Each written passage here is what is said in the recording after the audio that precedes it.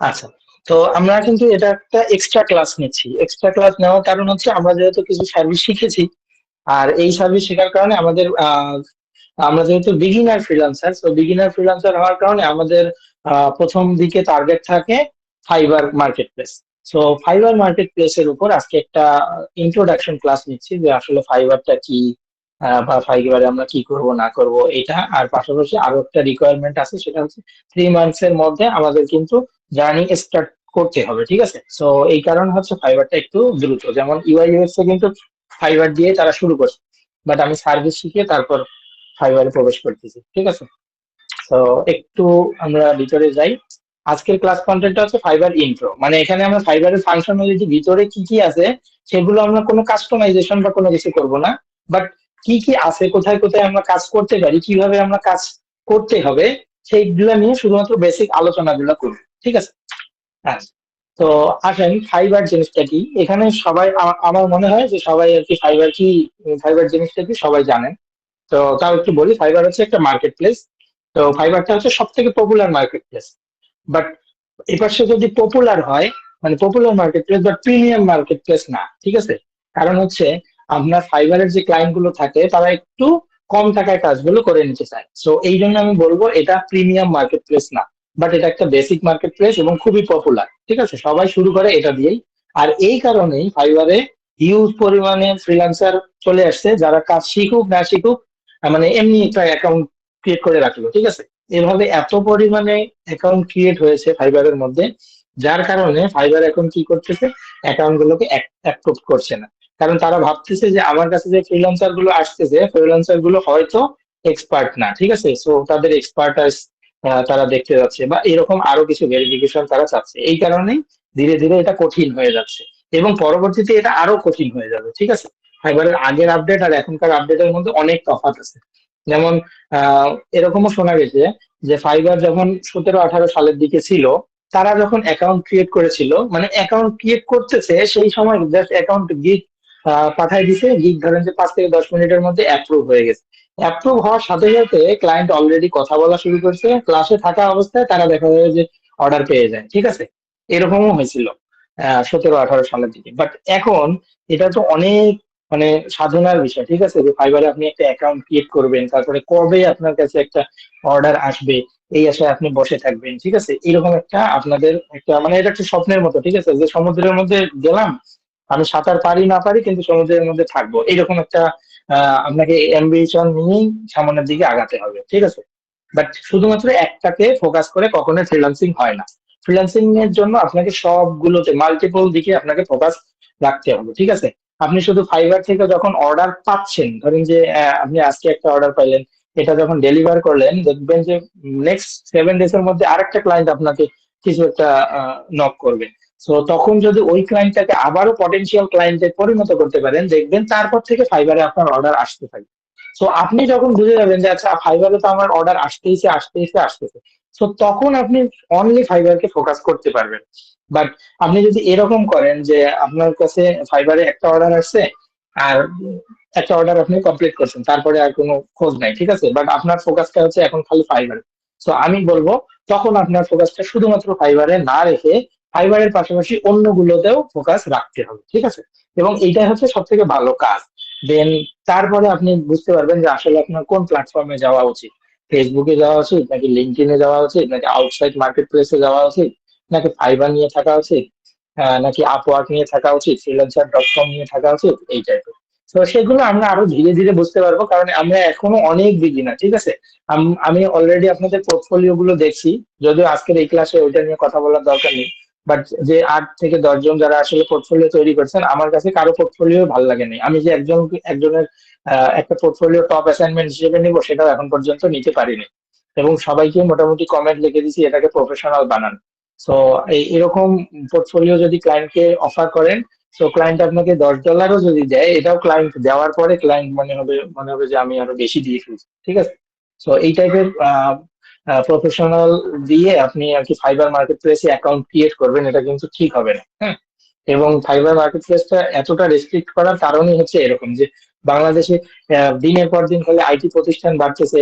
দুইজন মেম্বার তারা একটা আইটি প্রতিষ্ঠান খুলে বসছে, ঠিক আছে। আইটি প্রতিষ্ঠান তো খোলা লাগে না, তার পিসি হচ্ছে একটা প্রতিষ্ঠান। সো তখন ওখান থেকে তারা একটা কোর্স লঞ্চ করে। সো দেখা যায় যে কোর্সটা সামান্য যাদের কাছে আছে তারাই কোর্সে এনরোল করে। তো এনরোল করে তারা দেখা যায় যে ভালো মতো এক্সপার্টাইজ তৈরি না করেই ফাইবারে গিগ ক্রিয়েট করে, দেন ধীরে ধীরে ফাইবারটাকে এইভাবে তারা নষ্ট করে ফেলছে, ঠিক আছে। তো ফাইবার বিষয়টা হয়তো আমরা একটু বুঝতে পারলাম যে ফাইবার একটা মার্কেট প্লেস। এখানে ফ্রিল্যান্সাররা প্রথমে আগে স্কিল শেখার পরে তারা এখানে একটা অ্যাকাউন্ট করে। তারা যখন এখানে অ্যাকাউন্ট করার পরে তাদেরকে এই ফাইবার গিগটাকে ফাইবার ফাইবার প্রোফাইলটাকে অ্যাক্টিভ রাখতে হয়। কেননা আমাদের কাছে যে ক্লায়েন্ট আসবে সে প্রথমে আগে দেখে অনলাইন সেলার কে আছে। কারণ অনলাইন সেলারকে খুঁজে পেলে তখন সে তাকে নক করে, ঠিক আছে। কারণ একজন একটা টাকা দিয়ে সে কোনো একটা কাজ করাবে, তার সাথে কনভারসেশন না করে ডিরেক্ট অর্ডার, এটা খুব কম হয়, ঠিক আছে। এটা আগের সময় খুব হতো। যেমন আমি প্রথম ফাইবারের যে অর্ডার পাইছি সেটা আমি কোনো কনভারসেশন ছাড়াই পাইছি, একদম প্রথমে, ঠিক আছে। আমি সকালে উঠে, মানে সকালে না, এই মিড নাইট, যেটা মোটামুটি 3টে বা 4টার দিকে হঠাৎ করে যে দেখি যে আমার এখানে একটা অর্ডার পড়ে আছে, ঠিক আছে। জাস্ট ওই সময় আমার এক্সাইটমেন্টটা খুব বেশি ছিল, ঠিক আছে। অর্ডার ছিল $5, কিন্তু সে ওই অর্ডার কমপ্লিট করার পরে আমাকে $15 টিপস দিছিল, ঠিক আছে। আচ্ছা, তো এগুলো আমরা আরো ধীরে ধীরে বলবো। সো এখানে আমরা কি করি, ওই ক্লায়েন্টকে তারপরে আমরা, আমাদের একটা টাইম ডিউরেশন থাকে, সে যখন একটা অর্ডার দেয় সেই টাইম ডিউরেশনের মধ্যে আমাকে অর্ডারটা কমপ্লিট করতে হয়। কমপ্লিট কমপ্লিট করে সেই অর্ডারটাকে ডেলিভার দিতে হয়। পরবর্তীতে ক্লায়েন্ট সেই অর্ডারটা দেখে এবং একটা রিভিউ দেয়। ফাইবারের রিভিউটা অনেক ইম্পর্টেন্ট। এই রিভিউ গুলো আপনার প্রোফাইলটাকে সামনের দিকে এগিয়ে নেয়, এবং নতুন কোনো ক্লায়েন্ট আসলে প্রথমে আপনার রিভিউ গুলো দেখে যে আসলে রিভিউ গুলোতে কি কি আছে, 5 স্টার রিভিউ আছে কিনা বা এই টাইপের। দেখার পরে তারপরে সে আপনার ফাইবারে একটা অর্ডার প্লেস করে, ঠিক আছে। মানে নতুন নতুন যে আসলো তারা। আর এভাবে এভাবে ধীরে ধীরে আমাদের ফাইবার প্রোফাইলটা গ্রো হয়। তো ফাইবারটা যেহেতু কঠিন হয়ে গেছে, এখানে আমাদেরকে এই রেস্ট্রিকশন গুলো মেনে ফাইবারটাকে যতটুকু বেশি ওপেন রাখা যায় সেটা আমরা চেষ্টা করবো। কিভাবে ওপেন রাখতে হয় সেগুলো আমরা ধীরে ধীরে দেখব। এখন আসুন ফাইবার গিগ কি জিনিস। ফাইবার গিগ হচ্ছে সহজ হিসাব আপনার পোর্টফোলিও, ঠিক আছে। ফাইবারে আপনার পোর্টফোলিও, তার মানে আপনি যে ফাইবার অ্যাকাউন্ট ক্রিয়েট করছেন সেখানের মধ্যে আপনার সার্ভিস গুলোকে আপনি পোর্টফোলিও হিসেবে শোকেস করবেন, ঠিক আছে। তো একটা ক্লায়েন্ট যখন আসবে আপনার প্রথমে প্রোফাইলটা ভাসবে। তো প্রোফাইলের পাশাপাশি আপনার গিগ গুলো তার সামনের দিকে আসবে। তো দেখা যাবে যে গিগের পিকচার বা গিগটা দেখেই তার ভালো লাগছে, সে গিগটার ভিতরে চলে যাবে। গিগটার ভিতরে চলে গিয়েই সে দেখবে প্রথমে রিভিউ গুলো কেমন আছে, তো কিভাবে আমরা সার্ভিসটা দিতে পারি, এই জিনিসগুলো খেয়াল করার পর তার যদি ভালো লাগে সে কনভারসেশন শুরু করবে অথবা ডিরেক্ট অর্ডার করবে। সো গিগ মানে হচ্ছে আমার যে সার্ভিস সেই সার্ভিসটাকে শোকেস করা, ঠিক আছে। এটা হচ্ছে ফাইবার গিগ। এখন সব থেকে বেশি ইম্পর্টেন্ট বিষয় যেটা, সেটা হচ্ছে ফাইবার গিগের মধ্যে দুই টাইপের গিগ আছে। সেটা আগেও ছিল, এখনো আছে। একটা হচ্ছে লো কম্পিটিশন গিগ গিগ আরেকটা হচ্ছে হাই কম্পিটিটিভ গিগ, ঠিক আছে। সো লো কম্পিটিশন আর হাই কম্পিটিশন জিনিসটা কি? লো কম্পিটিশন হচ্ছে যে সার্ভিসটার মধ্যে সেলার কম, ঠিক আছে। মানে আমি একটা সার্ভিস চুজ করছি, সেই সার্ভিসটার মধ্যে সেলার কম। আর হাই কম্পিটিটিভ কি, আমার ওইখানের মধ্যে সেলার অনেক বেশি। আমি একটু পরে আপনাদের দেখাচ্ছি যে লো কম্পিটিটিভ আর হাই কম্পিটিটিভ এটা আমরা বুঝবো কিভাবে, ঠিক আছে। এবং লো কম্পিটিশন গিগ আর হাই কম্পিটিশন গিগ এই দুইটা গিগ বোঝা খুবই জরুরি, ঠিক আছে। কোনো একটা সার্ভিস দেওয়ার আগে এই দুটো কম্পিটিশন আপনাকে অ্যানালাইসিস করতে হবে। যদিও আমি আমাদের ফাইবার ক্লাসের পরে, মানে ফাইবার ক্লাসগুলো যখন রানিং হবে তখন আপনাদেরকে লো কম্পিটিশন হাই কম্পিটিশনের গিগ আমি রেকমেন্ড করব, বাট নিজের থেকে এই অ্যানালাইসিসটা শিখতে হবে, ঠিক আছে। সো লো কম্পিটিশন গিগ কোনটা এবং হাই কম্পিটিশন গিগ কোনটা, সেলার কম কোথায় সেলার বেশি কোথায়, আমি এইটা আগে প্রথমে আপনাদের দেখায় আসি। সো আমি একটা ট্যাব ওপেন করে নিই। আমি আমার নিজের ফাইবার প্রোফাইলকে সেলার মোডে বাইং মোডে নিয়ে যাব না, ঠিক আছে। আমি এখানে ফাইবারে যাই। আচ্ছা, তার আগে একটা এক্সটেনশন আমি একটু অফ করে রাখি, ঠিক আছে।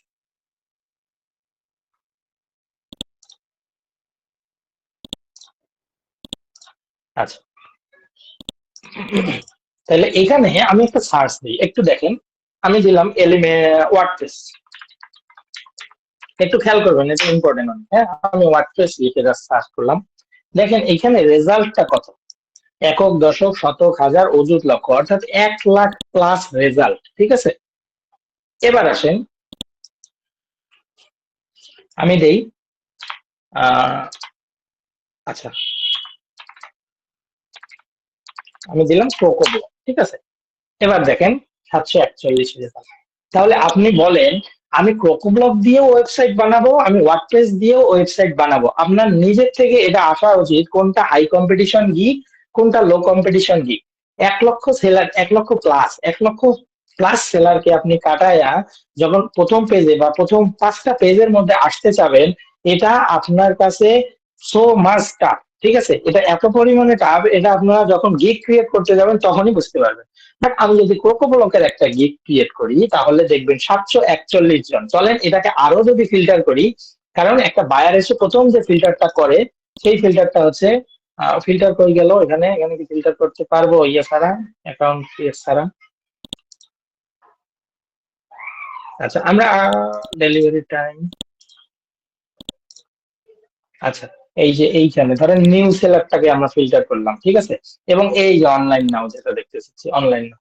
আচ্ছা, নিউ সেলারও বাদ দিলাম, শুধুমাত্র অনলাইন নাও। এখানে যদি 149 দেখাচ্ছে, বাট আমরা অনলাইন নাও দিয়ে একটু অ্যাপ্লাই করে দিই যে 150, ঠিক আছে। তার মানে 750-এর মধ্যে না কত জন ছিল, সেখান থেকে 150 জন শুধুমাত্র এখানে চলে আসছে অনলাইন সেলারের মধ্যে। এখন এখান থেকে আমি আরো যদি এটাকে ন্যারো ডাউন করি তাহলে কি আমি নিউ সেলারে দেবো, কেননা level 1, level 2 top rated seller এদের বাজেটটা অনেক বেশি হয়ে যায়। তো আমি এত বেশি বাজেটে কাজ করব না, মানে কাজ করাবো না, ঠিক আছে। তো আমি নিউ সেলারকে দিয়ে কাজ করাবো, কেননা তারা কাজ পায় না। তো তাদেরকে একটু কম দামে অফার করলে তারা আর কি হুমড়ি খেয়ে পড়ে যে হ্যাঁ হ্যাঁ আমি অবশ্যই করে দেবো, কেন করবো না, ঠিক আছে, এই টাইপের। বাট লেভেল 1 কে যখন আমি ওই রেট বলবো তারা বলবে না এটা আমার পসিবল না, তুমি আরেকজনকে দেখো, ঠিক আছে। তো এগুলো জিনিস মেনটেন করা হয়, অ্যাপ্লাই করে দিই।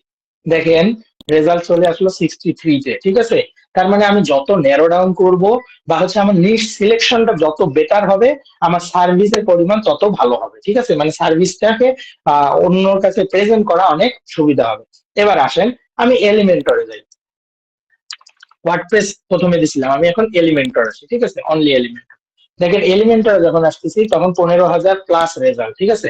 বাট এলিমেন্টর আর ওয়ার্ডপ্রেস, এই ওয়ার্ডপ্রেসে যারা কাজ করে তারা সবাই কিন্তু এলিমেন্টর দিয়েই কাজ করে। তো আপনি যদি এই এলিমেন্টর এইটাকে আপনি যদি ভাবেন যে এটা একটা লো কম্পিটিটিভ কিওয়ার্ড বা লো কম্পিটিটিভ গিগ, তাহলে কিন্তু এটা ভুল হবে, ঠিক আছে। তাহলে এটা পুরোটাই ভুল হবে। তো আমাদের এলিমেন্টরে না থেকে আমরা যদি ওয়ার্ডপ্রেসে যাই, দেখেন ওয়ার্ডপ্রেসে আসলে আমাদের সার্ভিসটা কত পরিমাণে বেড়ে গেল। সো এইটাই হচ্ছে হাই কম্পিটিটিভ গিগ, আর ওটা হচ্ছে লো কম্পিটিটিভ গিগ। এখন আরেকটা ছোট্ট ইয়া দেই, যেমন ধরেন যে আমি দিলাম স্পিড অপটিমাইজেশন, দেখি এখানে কি অবস্থা। এখানেও দেখবেন হিউজ পরিমাণে গিগ ক্রিয়েট করা, দেখেন 3,900, ঠিক আছে। এখানে 3,900 শুধুমাত্র আমি স্পিড অপটিমাইজেশন দিচ্ছি। আমি একটু ওয়ার্ডপ্রেস দিয়ে দেখতে চাই কি অবস্থা।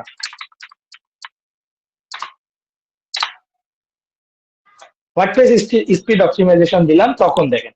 তাহলে আপনি যখন স্পিড অপটিমাইজেশনের গিগ ক্রিয়েট করতেছেন আপনি কিন্তু ভাববেন, যখন 15,000 আসলো, হ্যাঁ, 15,000 না কত যেন আসলো, আপনি ভাববেন যে এটা তো একটা লো কম্পিটিটিভ। বাট দেখেন 88,000 রেজাল্ট প্লাস, তার মানে এটাও একটা হাই কম্পিটিশন গিগ, ঠিক আছে।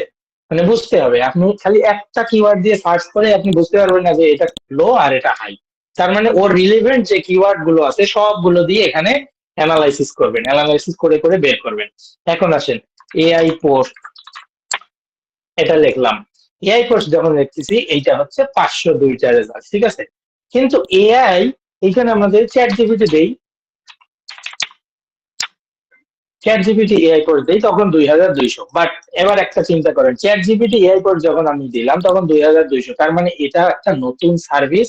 পাশাপাশি এখানেও কিন্তু একটু কম্পিটিশন কম আছে, ঠিক আছে। বাট এগুলো তো আমাদের কাজ না। কিন্তু এখন আমরা যখন ফাইবার অ্যাকাউন্ট ক্রিয়েট করতে যাই তখন কিন্তু লো কম্পিটিটিভ দিক দিয়ে আমাদের অ্যাকাউন্ট গুলোকে অ্যাপ্রুভ করাতে হবে, ঠিক আছে। তো এইটা আমরা মাথায় রাখবো, এগুলো আমরা পরবর্তীতে দেখবো। আমি জাস্ট আপনাদের দেখালাম যে হাই কম্পিটিশন কোনটা আর লো কম্পিটিশন কোনটা। দেন অ্যানালাইসিস এর বিষয়টাও একটু দেখাইলাম, আপনারা ধীরে ধীরে এগুলো একটু প্র্যাকটিস করবেন, ঠিক আছে। আসলে বিভিন্ন কিওয়ার্ড সার্চ করবেন, কিওয়ার্ড সার্চ করে করে দেখবেন।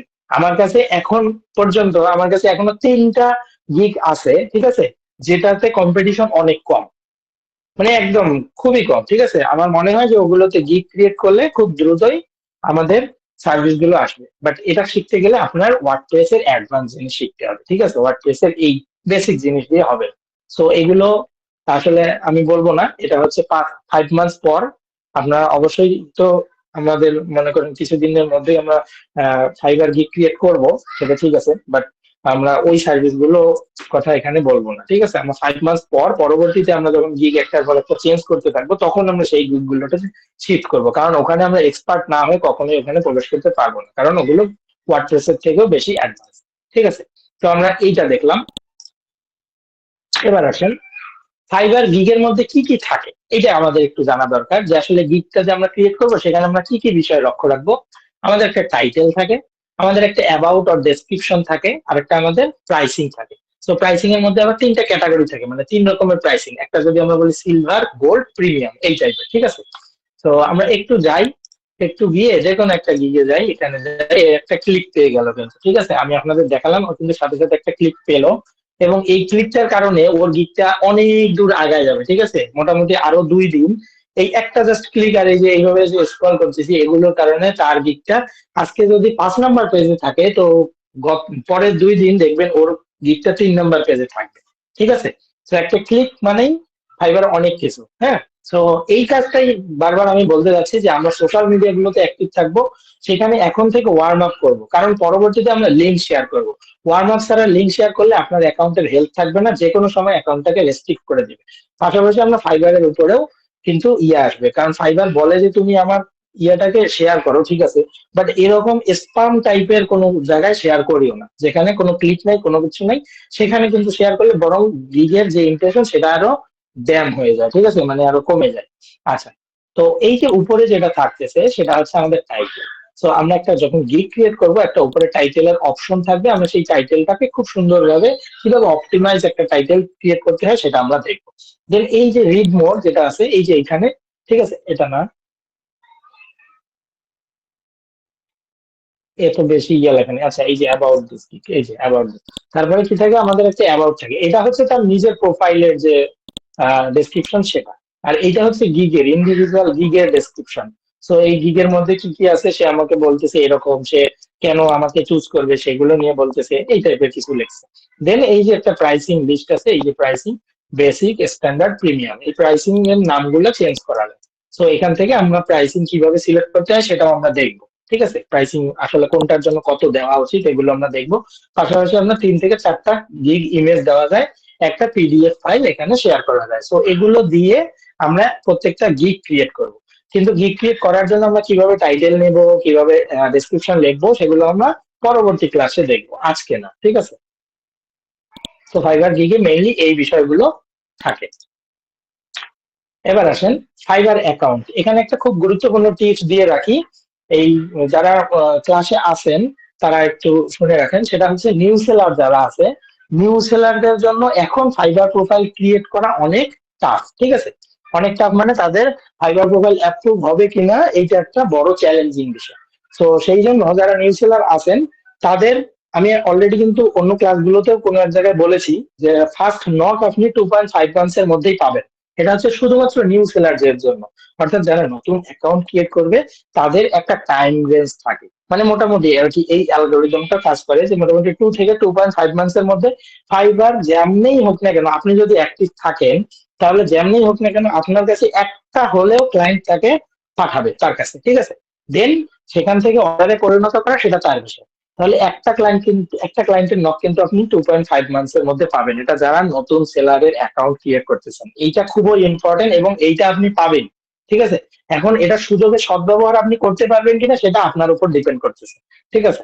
আচ্ছা, এখন ধরেন আপনি অ্যাকাউন্ট ক্রিয়েট করছেন শখের বসে, আপনি অ্যাক্টিভ নাই, তখন আপনাকে তো আর, আপনার কাছে তো আর ক্লায়েন্ট পাঠাবেন।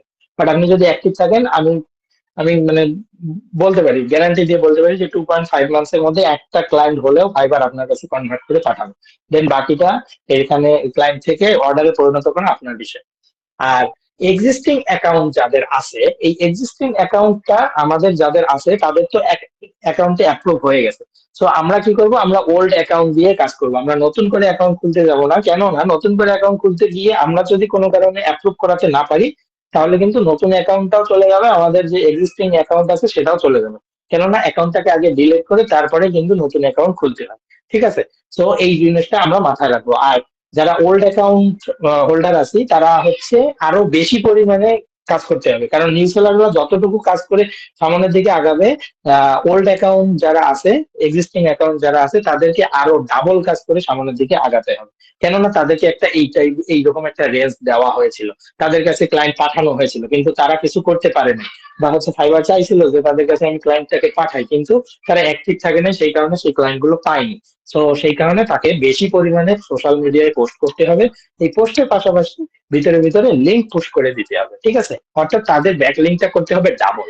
এখন আসেন, এই যে নিউ সেলার যারা আছে, নিউ সেলারদের জন্য এক্সাইটিং নিউজ হচ্ছে এইটাই যে নিউ সেলারদের প্রোফাইলটা ফাইবার রিকমেন্ড করে সামনের দিকে, যে 2.5 মান্থস পর্যন্ত এটাকে রিকমেন্ড করে। সেই জন্যই আমি একটা টার্গেট নিয়েছি, সেটা হচ্ছে আমরা ফাইবারের গিগ এবং ফাইবারের ইমেজ, ফাইবারের টাইটেল সবকিছু আগের থেকে আগে করে রাখবো, করে তারপরে আমরা অ্যাকাউন্টটা ক্রিয়েট করব। তার আগে আমরা অ্যাকাউন্ট ক্রিয়েট করব না, কারণ আজকে যদি অ্যাকাউন্ট ক্রিয়েট করি, করে আপনাদেরকে বললাম যে 2টা গিগ ক্রিয়েট করেন, এই গিগ ক্রিয়েটের জন্য 7 দিন সময় দিলাম, তার মানে আপনি 7 দিন পরে এসে একটা একটা গিগ সেখানে আপলোড দিচ্ছেন, তার মানে এখানে কিন্তু আমরা 2.5 মান্থস এর মধ্যে 7 দিন লস। ঠিক আছে? তো আমি এটা না করে আমরা ফাইবারের ক্লাসগুলো সবগুলো করব, করে করে আমরা একদম শেষ পর্যন্ত যা দরকার সবকিছু তৈরি করে রেখে, রেডি করে রেখে তারপরে আমরা অ্যাকাউন্ট ক্রিয়েট করব। ঠিক আছে?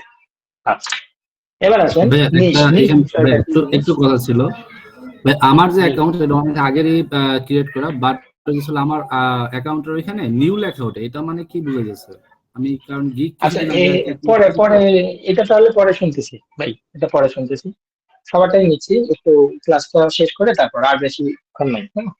আচ্ছা, এবার আসুন নিশ নিশ বিষয়টাকে, নিশ বিষয়টা খুবই ইম্পর্টেন্ট। আমি ওয়ার্কশপে বলছিলাম যে নিশ নিয়ে আমরা কথা বলবো। তো নিশ জিনিসটা কি? নিশ জিনিসটা হচ্ছে আপনি একটা সার্ভিস দিবেন, ঠিক আছে? সেই সার্ভিসটা হচ্ছে আপনার কাছে নিশ, বাট সবসময় নিশ চেঞ্জ করা যায় না। কিরকম নিশ জিনিসটা? কিরকম, ধরেন আপনি এখন ওয়েব ডিজাইনার, আপনার কাছে এই ওয়েব ডিজাইন যেটা, সেটা হচ্ছে আপনার কাছে একটা নিশ।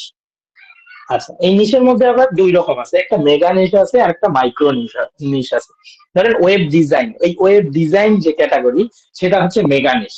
এখন ওয়েব ডিজাইনের মধ্যে অনেক রকমের ওয়েব ডিজাইন আছে, যেমন কি অ্যাফিলিয়েট আছে, তারপরে এজেন্সি ওয়েবসাইট আছে, পোর্টফোলিও ওয়েবসাইট আছে, ই কমার্স ওয়েবসাইট আছে, মানে ই কমার্স ওয়েবসাইট ডিজাইন এইটা আর কি। ঠিক আছে? তাহলে এই মেগা নিশ হচ্ছে আমার ওয়েব ডিজাইন। আর এখান থেকে আমি যখন ছোট ছোট পার্টে আসলাম তখন সেটা হয়ে গেল মাইক্রো নিশ, অর্থাৎ আমি যখন শুধুমাত্র ই কমার্স নিয়ে কাজ করতেছি সেটা হচ্ছে মাইক্রো নিশ। এখন এর মধ্যেও আরো যদি আমি ন্যারো ডাউন করতে যাই, ধরেন মাইক্রো নিশ, মাইক্রো নিশের মধ্যে আবার কি রকম আছে, ধরেন ফ্যাশন ওয়েবসাইট আছে, ঠিক আছে, ফ্যাশন ই কমার্স ধরেন এরকম।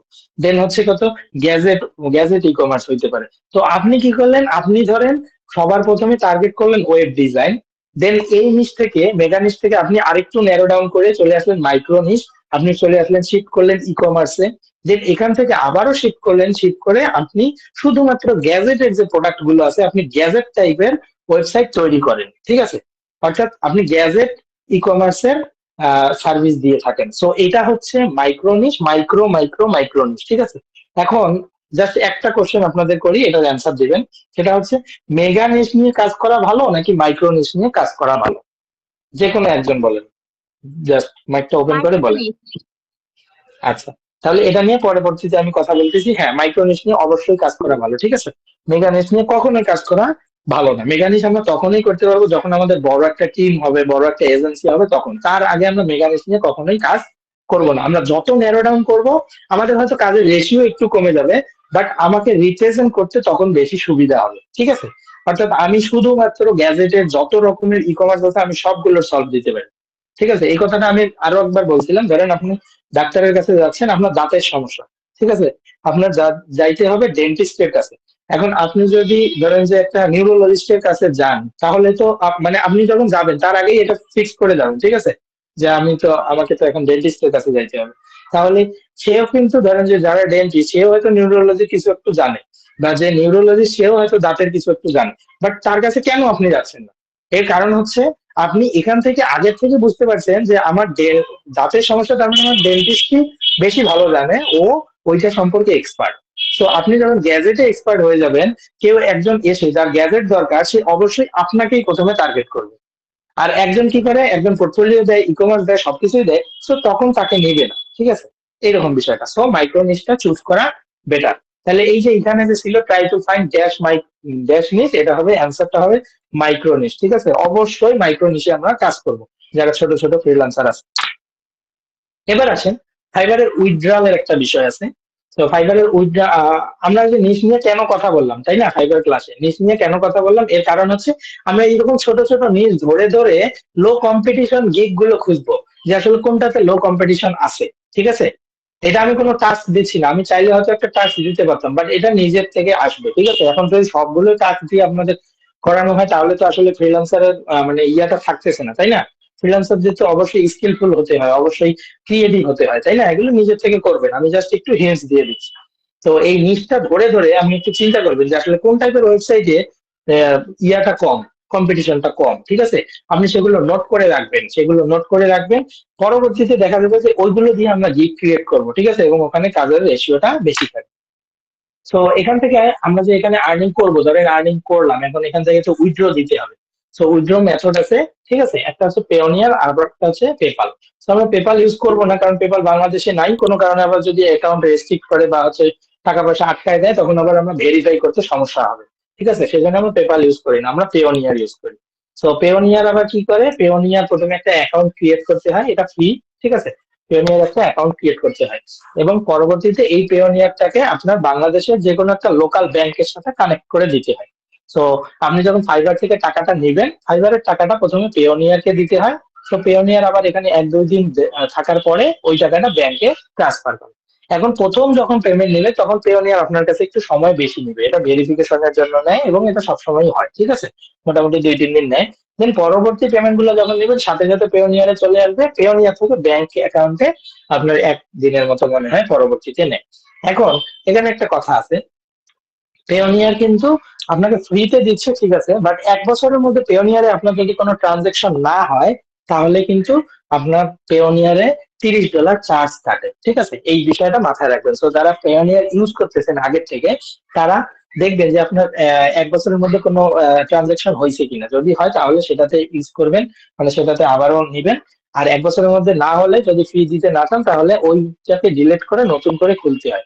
বাট পেওনিয়ার কিন্তু খুব সেন্সিটিভ বিষয়, ঠিক আছে, এটা একটু মাথায় রাখবেন। এই জন্য আমরা পেওনিয়ারও আগে খুলবো না, আমরা আগে ফাইবার খুলবো, ফাইবার খুলে রাখবো, খুলে সেখানে যখন অর্ডার টর্ডার পাবো তখন আমরা পেওনিয়ার খুলতে যাবো, আগেই আমরা পেওনিয়ার খুলে এটারও মেয়াদ বাড়াবো না।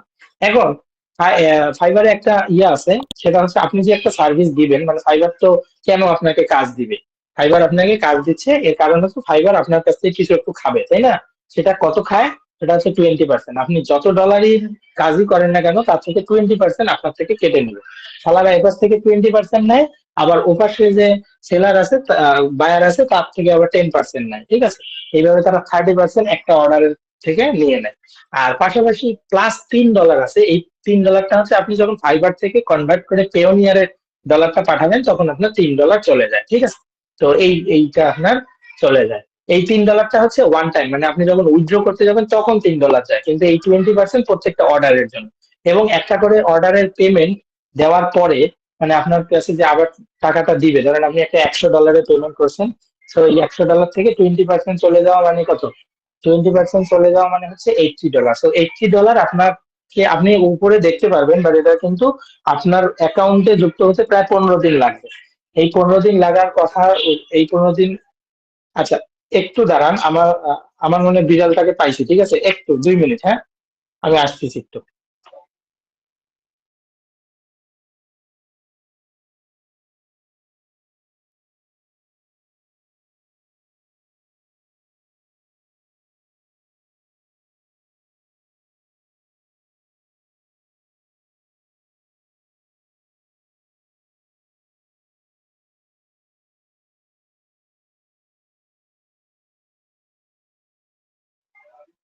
আচ্ছা, সরি। আচ্ছা, আচ্ছা, এই যে সেলার, হ্যাঁ, সেলারকে 20% দেওয়া হবে এবং তার সাথে $3 নেওয়া হবে। আর ওই যে আপনার যে টাকাটা দিল সেটা হচ্ছে 15 দিন পর্যন্ত পেন্ডিং অবস্থায় থাকে, মানে আপনি দেখতে পারবেন কিন্তু আপনার অ্যাকাউন্টে ওটা এখনো যুক্ত হয়নি, ঠিক আছে, আপনার ফাইবারে যুক্ত হয়নি। তো এটা কেন, এর কারণ হচ্ছে কোনো কারণে একটা বায়ার আপনার কাছে যে অর্ডারটা নিল সেটা নেওয়ার পরে এই 15 দিন সময় নেয়, ঠিক আছে? এই 15 দিনের মধ্যে সে কোনো কারণে যদি ক্লেম করে যে না সে আমার কাজটা করে দিতে পারে না, আমি টাকাটা রিফান্ড চাচ্ছি, তো ফাইবার সাথে সাথে এটা রিফান্ড করে দেয়। এবং মনে রাখবেন ফাইবার হচ্ছে বায়ার ফ্রেন্ডলি, ঠিক আছে? মানে বায়ার যা বলবে তাই। সো ফাইবারে কাজ করার সময় এই বিষয়টা একটু মাথায় রাখবেন যে বায়ারকে বায়ার যেন অখুশি না হয়, ঠিক আছে? আপনাকে ধরেন গালিগালাজ করলো বা আপনি একটা কাজ পেলেন না, আপনাকে কিছু কথা শোনাচ্ছে।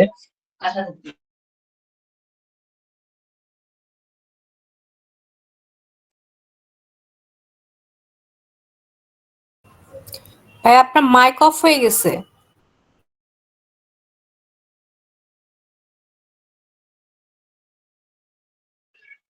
না, ওই আম্মু আসছিল তো আমি মাইকটা অফ করে রাখছিলাম। আচ্ছা, তো 20% এটা, আর হচ্ছে $3। ওই যে 15 দিন কেন সময় নেয়? 15 দিন সময় নেয় হচ্ছে সেটা কোনো কারণে ক্লায়েন্ট যদি রিভিউ করে যে আমার কাজ সে করে দিতে পারে নাই, তখন সেটা রিফান্ড করে দেয়, ঠিক আছে? এবং ফাইবার পুরোটাই বায়ার ফ্রেন্ডলি। আপনি যদি বায়ার যদি কোনো কারণে ধরেন যে, আহ, 1 বছর পরে এসেও যদি বায়ার আপনার নামে রিপোর্ট করে, তাহলে আপনার প্রোফাইলটা চলে যাবে, ঠিক আছে? সেটা কোনো কারণে যদি করে, এটা অবশ্যই মাথায় রাখবেন যে বায়ার যা বলবে তাই শুনতে হবে, ঠিক আছে? বায়ার কোনো কারণে আপনাকে গালিগালাজ করলো বা হচ্ছে রাগ হলো, এই তুমি কাজ করতে পারো না, এগুলো কি করছো, ঠিক আছে? তো তার কাছ থেকে সরি চাইতে হবে, ঠিক আছে? আপনি যদি ঘুরে আরেকটা কথা বলেন তাহলে হচ্ছে আপনি কট খেয়ে গেলেন, ঠিক আছে? কারণ ওই স্ক্রিনশটটা জাস্ট পাঠালেই সাথে সাথে প্রোফাইলটাকে রেস্ট্রিক্ট করে দেবে। এবং রেস্ট্রিক্ট করার সাথে সাথে আপনার যে ডলার গুলো যদি থাকে, কোনো কারণে একটু বেশি ডলার থাকে, সেগুলো রেস্ট্রিক্ট হয়ে যাবে, এটা অবশ্যই মাথায় রাখবেন। তো ফাইবারে কাজ করার সময় মাথা যেন গরম না থাকে, ঠিক আছে? আর পেপালের কথা আমরা এখানে বলবো না, কারণ ওই যে প্রথমে বলছি পেপালে ভেরিফিকেশন করতে হয়, কোনো কারণে রেস্ট্রিক্ট হয়ে গেলে আপনি কিন্তু আর ভেরিফিকেশন করতে পারবেন না।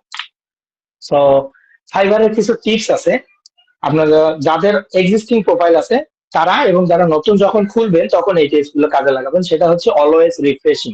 আপাতত আপনাদের একটা কাজ হচ্ছে এটাকে রিফ্রেশ করা। পরবর্তী যেটা, সেটা হচ্ছে do not use any auto refresher. অনেকে রিফ্রেশার ইউজ করে, রিফ্রেশার এক্সটেনশন। এই এক্সটেনশনটার কাজ কি? আপনার 3 মিনিট পর একটা রিফ্রেশ করে দিবে, 5 মিনিট পর একটা রিফ্রেশ করে দিবে, 10 সেকেন্ড পর একটা রিফ্রেশ করে দিবে। তো এইটা এখন আমরা আর ইউজ করবো না, এগুলো আগে ইউজ করা যাইতো, ঠিক আছে? বাট এখন আমরা কখনোই এগুলো আর ইউজ করবো না। এবং 3 থেকে 5 মাস, 5 মাস আপনাকে আমি বলে রাখতেছি যে প্রথম 3 থেকে 5 মাস আপনাকে রাত জাগতে হবে, ঠিক আছে? অর্ডার পাওয়ার জন্য এটা করতেই হবে। আর যতই ইয়ে করেন না কেন, যদি বলেন যে না এটা হবে না, তাহলে আসলে আমি বলবো যে ফাইবার থেকে যদি কাজ নিতে চান তাহলে এটা আপনাকে করতে হবে। আর যদি বলেন যে না আমার দ্বারা পসিবল না, তাহলে আমি বলবো তাহলে আপনাকে আর সামনের দিকে আগানোর কোনো প্রয়োজন নেই। এর কারণ কি আমি একটু বলি। যারা টপ রেটেড ফ্রিল্যান্সার বা লেভেল 1 বা লেভেল 2, হ্যাঁ, তারা কি করে? তারা হচ্ছে তাদের অলওয়েজ অর্ডার আসতেই থাকে, প্রতিদিন 2টা 3টা করে অর্ডার আসেই সব সময়। তারা অ্যাক্টিভ থাকুক আর না থাকুক, ঠিক আছে, তাদের কাছে অর্ডার আসবে। তো তারা এইভাবে ফাইবারে অ্যাক্টিভ থাকেন। এবং এই ফাইবারে অ্যাক্টিভ না থাকার কারণে এই যে ধরেন যে আমাদের কিছু দেশ আছে না, আমাদের আশেপাশে নেটিভ কিছু দেশ, যেমন ইন্ডিয়া, তারপর শ্রীলঙ্কা, পাকিস্তান, এইটা এগুলোর টাইম গুলো কিন্তু একটু কম বেশি, ঠিক আছে? 1 ঘন্টা 2 ঘন্টা এই টাইপের কম বেশি। তো আমাদেরকে কি করতে হবে, এইখানে যখন আমাদের টপ লেভেল ফ্রিল্যান্সার গুলা ঘুমায় যাবে, লেভেল 1 লেভেল 2 এগুলা যখন ঘুমায় যাবে, তখন আমাদেরকে এখানে একটা স্লট ফাঁকা হবে, সেই স্লটের মধ্যে ঢুকে যেতে হবে, ঠিক আছে? তো সেই কারণে আমরা মিড নাইটে কাজ করব, এতে আমাদের কম্পিটিশনটা একটু কমে যাবে। আর অন্য সময় আপনি যদি বলেন যে ভাইয়া তাহলে তো সকালে তো নাই, সকালে আসে দেখবেন যে আপনার রাতে যদি অনলাইন সেলার হয় 500 জন, সকালে এসে দেখবেন সেখানে 50 জন। তাহলে সকালে আমরা কেন কাজ পাবো না? এর কারণ হচ্ছে আমরা মেইনলি টার্গেট করতেছি ইউএসএ বায়ারদের, ঠিক আছে? ইউএসএ বায়ারদের, ইউকে বায়ারদের। সো তাদের সাথে আমাদের টাইম ডিফারেন্স হচ্ছে পুরোটাই উল্টো। সো তারা যখন ঘুমায়, আমি যখন তখন যদি তখন জেগে থাকি, তাহলে কোনো কাজ হবে না। সেই জন্য তারা যখন জেগে থাকবে আমাদেরকেও তখন জেগে থাকতে হবে। সো তারা সকালে জেগে থাকে, আমরা থাকি রাতে। সো রাতে জেগে থেকে আপনাকে এই কাজগুলো নিতে হবে।